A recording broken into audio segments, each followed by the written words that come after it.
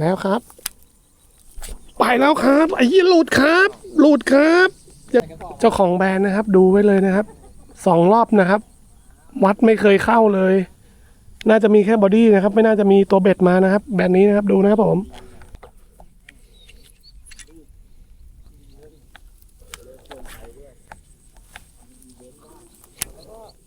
โถตีเลยกลางวิ่งใช่เนี่ยกัดแล้วเช็คสายครับโอ้โหวิ่งอย่างนี้วิ่งอย่างนี้เอาอยู่ไหมเนี่ยโหไปเฮ้ยด่า